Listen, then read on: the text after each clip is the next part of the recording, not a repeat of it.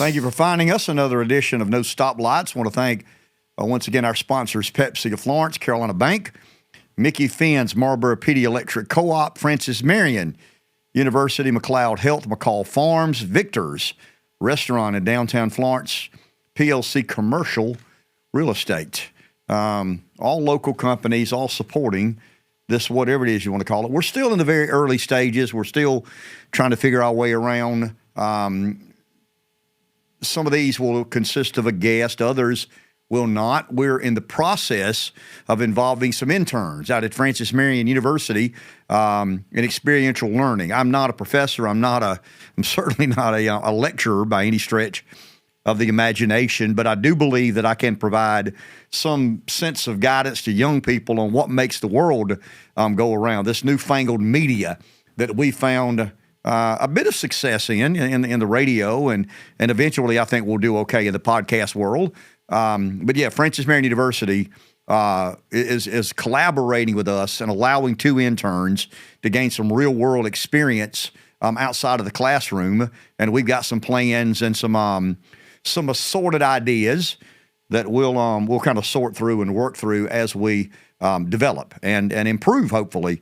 But the No Stoplights is a kind of a play off my hometown, Pamplico, South Carolina. People don't believe that, but it literally has no stoplights. It once had a flashing light. No longer does it have a flashing light. Some of the state infrastructure bank improvements to Highway 51 relegated this caution light to the dustbin of rural South Carolina history. There are some of these podcasts that I refer to notes. There are some of these podcasts that I have far better designed, and they're about issues. We've talked to Representative Jay Jordan. We've talked to CEO of McLeod Health, Donna Isgett. We've talked to FMU President Fred Carter. One of the more moving and stirring podcasts we've done was recently when we talked to Jeff McKay, and it was very personal. Jeff is a friend of mine. Had a terrible accident in his family's life, and Zach, his 28 or 29-year-old kid, is dealing with the consequences of an horrific and tragic accident. So we don't really have the definite game plan. Are we conservative media? On the radio we are. I don't think we're that here. This is not an extension of Wake Up Carolina. Same host, same producer, some similarities, but I'd like to believe that we will evolve as time goes on and try to address some of the local issues and state issues that our community and our area and our state are dealing with. And I want to talk about a global issue that has a very real world sense and feel. I've written a couple of words. I don't have any notes here. I mean, I'll show you the book. I don't have any notes whatsoever. No stoplights. The 4 words I have are think, feel, emotion, and logic. I've got think and feel beside one another. I've got emotion and logic beside the others. What we think is often not what we feel. What we feel is a sensation. I feel a certain way. But if I think a little bit about how I feel, is my feeling based on emotion, or is my feeling based on logic? Politics is kind of a convergence in what we feel, what we think, how we emotionally feel, what we're willing to emotionally invest.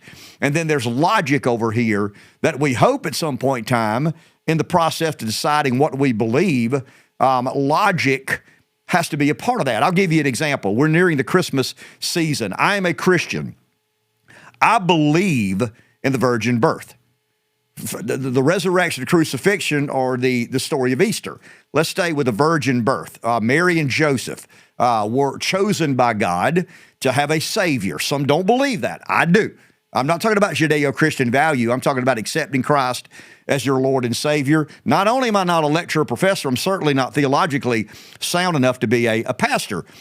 But I became a Christian because I felt my mom would not mislead me about something that pivotal and important in my life. But there was a day I got old enough to begin thinking about. Once again, mom tells me certain things about the world. I trust my mom, and I got baptized as a 12-year-old in a town with no stoplight.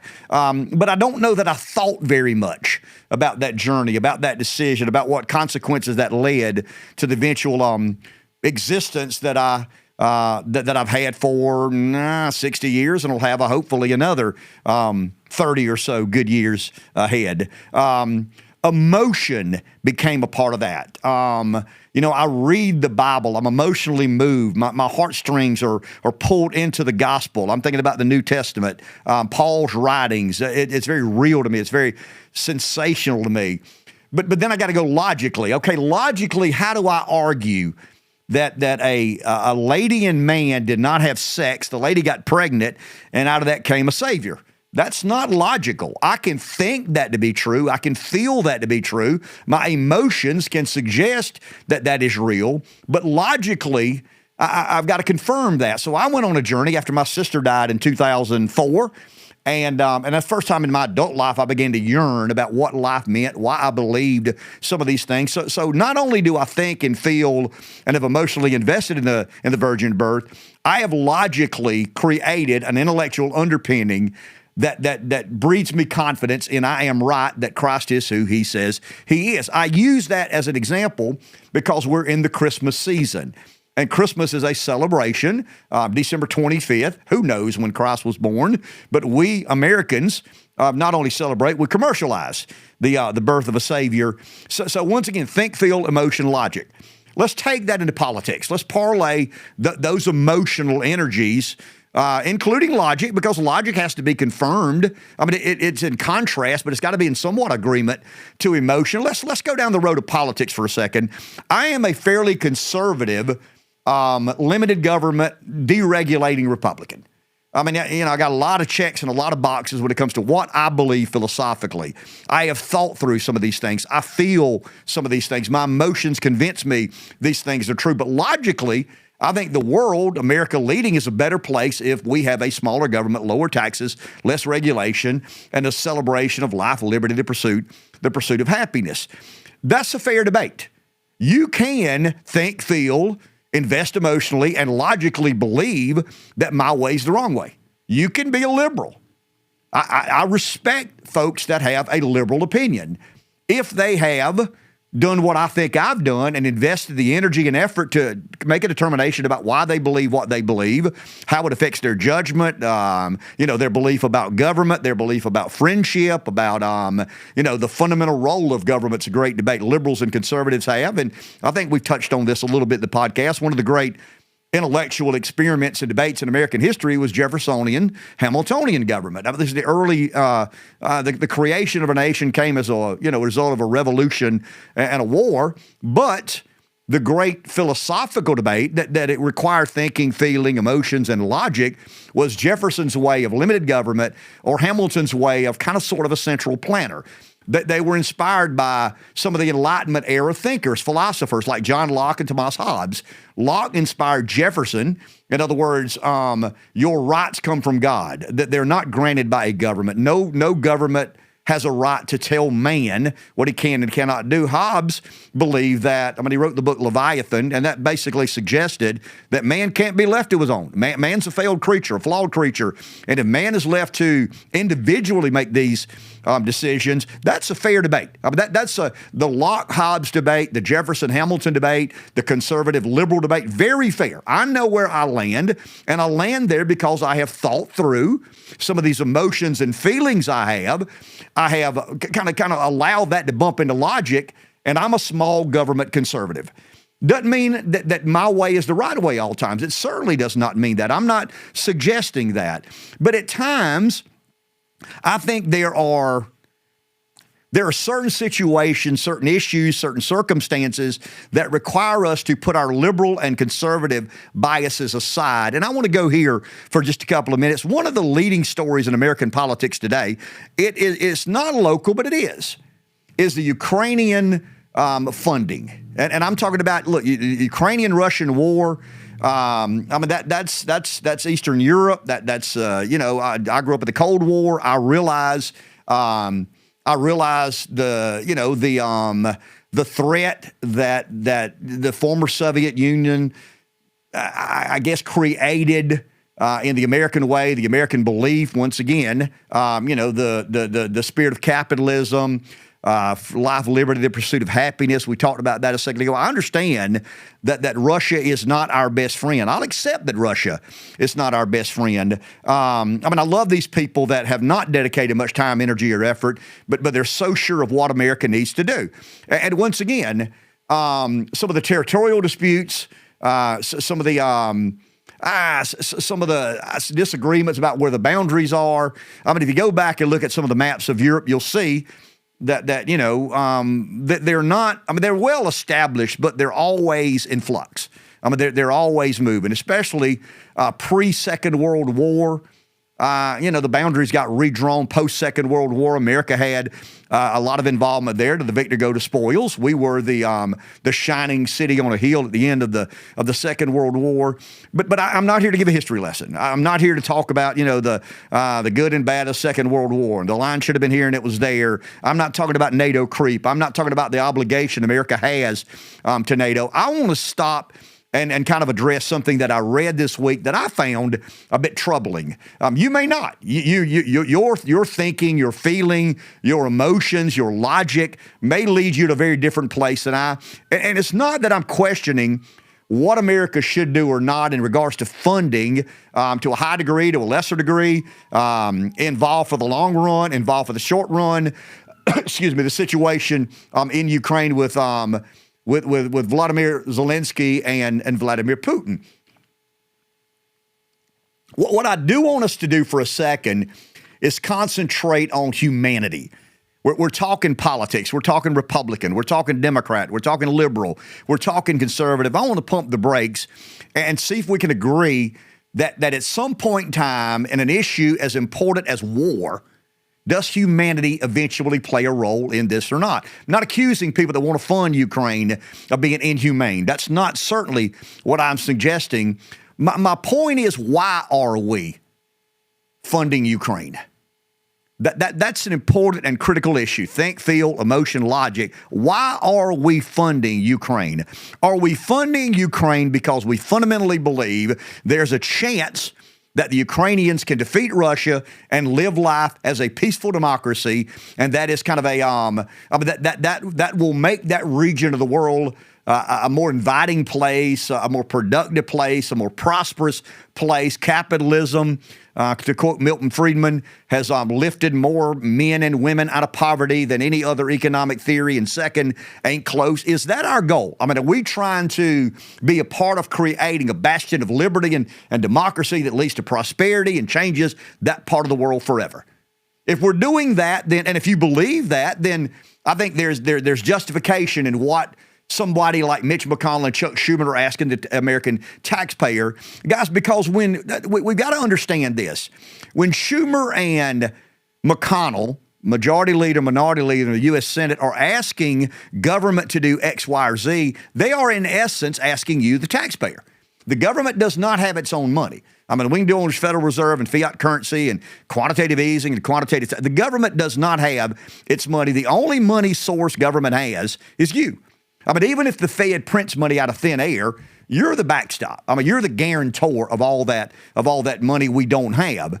So let's say that McConnell and Schumer are asking the American taxpayer to support Ukraine because we believe that if Ukraine can defeat Russia and force Vladimir Putin back where he came from, there will be a bastion of democracy, that the spirit of mankind will be better than it's ever been in that part of the world. And once people taste freedom, that they want more of it. That is an honorable argument to make. And I think that's a fair debate to make. I don't trust that debate. I don't believe in that argument, because I don't think the Ukrainian government, the city of Kiev, is much more trustworthy than the Russian government or Moscow or the Chinese government or Beijing, or for that matter, the United States government and Washington, D.C. They all have their flaws and fallacies. And the reason I'm questioning what the motivation is some of the sentiment out of Washington, D.C. And I read something. Mark Thiessen was a speechwriter for George W. Bush. And we know that would have been one of the heights. I don't know, one of the most. I hate to say this, but it's one of the most productive periods in neoconservative history was the George W. Bush 8 years as president. justified or not, like it or not, believe it was all worth it or not. That it's complicated. I can't fix it in a 10, 15, 20-minute podcast. But I read an essay that Mark Thiessen wrote about some of the decisions that we must make in regards to Ukraine, and they were troubling. That they were deeply troubling. The mainstream media took some of the excerpts. Now, once again, the media does what the media does. The media does not tell you what is real. The media tells you what they wish was real. It's kind of it's a narrative creating machine. It's not reporting the hard news. But here's where I want to go real quick, and then we'll conclude.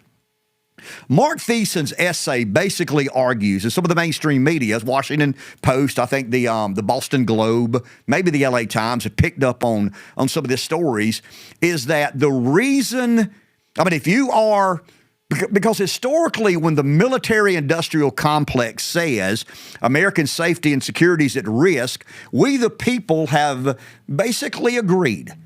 We have blessed the decisions. We have allowed the military, the defense budget in America today is it's just south of $1 trillion, $880 billion. At the rate of spending increases, it'll be $1 trillion before you know it. It'll be one of the, 4 line items in our federal outlays that exceed $1 trillion. I think the next closest country is maybe China, $340 billion, maybe Russia, about $280 billion. We spend more on our military-industrial complex than I think the 6 closest rivals, and it is rivals. Big armies create big intimidation. Big intimidation creates a long runway and a lot of flexibility for a government to do what it chooses to do. But Thiessen is basically arguing, he's not arguing that American safety and security is at risk, because the American people don't believe that anymore.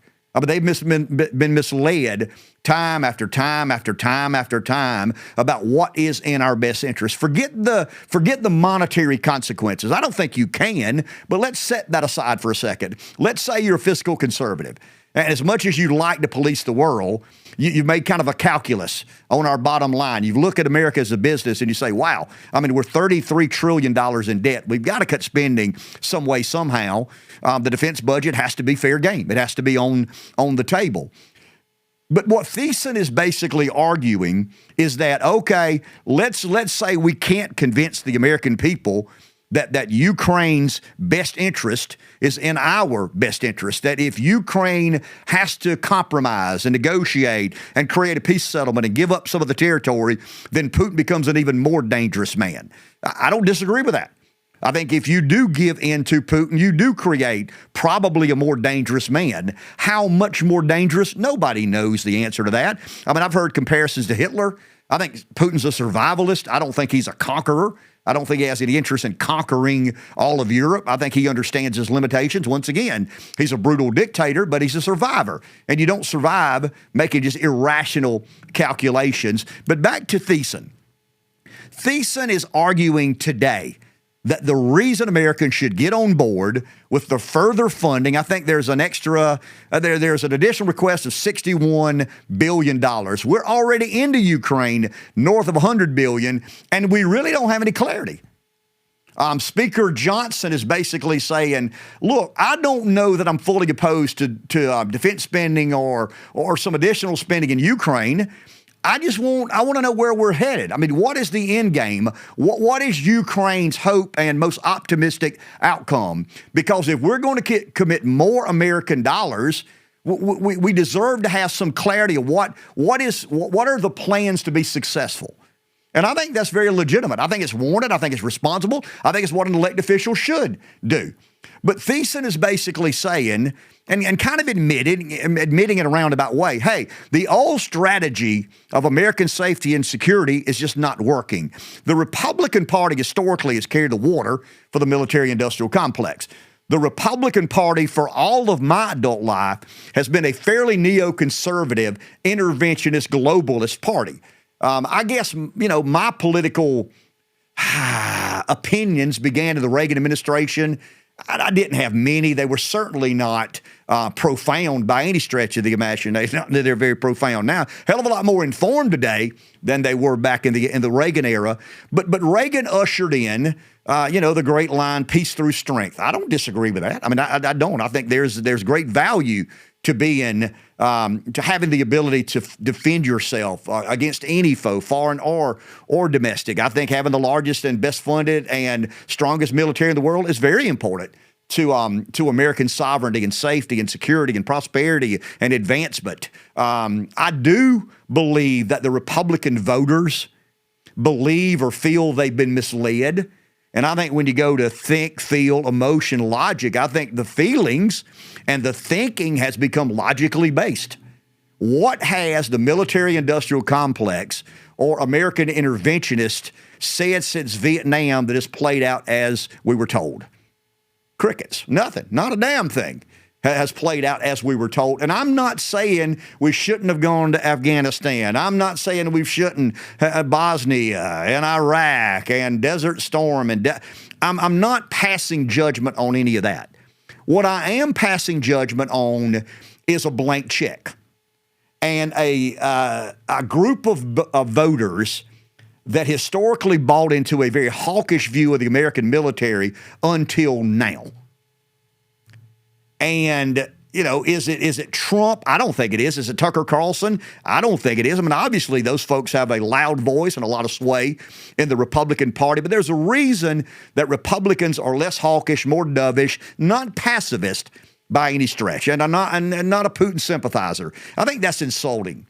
When someone says, hey, I have questions about the amount of support we're giving Ukraine, the amount of tax dollars we're spending in Ukraine, and all of a sudden the media tries to label you a pacifist or a Putin sympathizer. But Mark Thiessen kind of went a bridge too far for me. Thiessen basically said in his essay that has now been picked up by some of the media that if you are not in support of additional funding for Ukraine, and there's a big debate in the Senate and Congress now about border funding to try and create, in other words, there's a negotiation. If some get more border funding, they may vote for additional Ukrainian dollars or American dollars to go and help Ukraine. I'm a hard no. I'm a hard no. If I were a member of Congress, I'd be a hard and emphatic no. No more money for Ukraine. I'm not a Putin sympathizer. I'm not a pacifist. I am more of a dove than a hawk, unapologetically. I just think we've tried to police the world and we failed. We've tried to, manage the affairs of all these countries on the globe. And I want to say this. On a linear graph, America good, America bad, I think America's good, overwhelmingly good. I think the world's a much better place because 240 some odd years ago, we won a revolutionary war. Out of that came the greatest experiment in the history of self-government. I am a believer that America has contributed more good to the world than bad by a long ways. But when Thiessen says the reason we need to go to Ukraine is because American jobs build the Javelin missile and some of these other weaponry, bullets and ammunition and whatnot, and that's good for the American economy. To me, that excludes any thought of humanity. How in the hell can you believe sending more money to Ukraine in the name of creating jobs and building missiles and bombs and American bomb plants and missile plants without thinking about the Ukrainians that will die, the Russians that will die? It's easy to sit over here and say what Russia and Ukraine could do. Here's what I do know. It's savagery. I mean, it's brutal. It's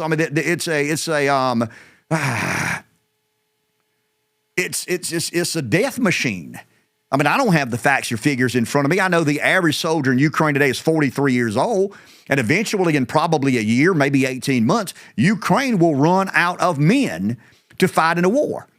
So Mark Thiessen says we must support Ukraine. We must approve the $61 billion appropriations because that puts Americans to work building bombs and missiles without considering the humanity. Without considering the fact that those bombs and missiles will obliterate other human beings. I'm not a pacifist. I'm not a Putin sympathizer, but I'll be damned if I can allow someone to defend an extra $61 billion and then insult two members of Congress by saying Josh Hawley and J.D. Vance, I think, are the two members, Republican members of Congress, who are very outspoken America Firsters. They believe that the Republican Party has become too globalist, too interventionist, less focused on the interests of the American people. Thiessen's essay and some of the mainstream media are basically saying that if Josh Hawley and J.D. Vance don't support this $61 billion funding, they're not in support of American jobs.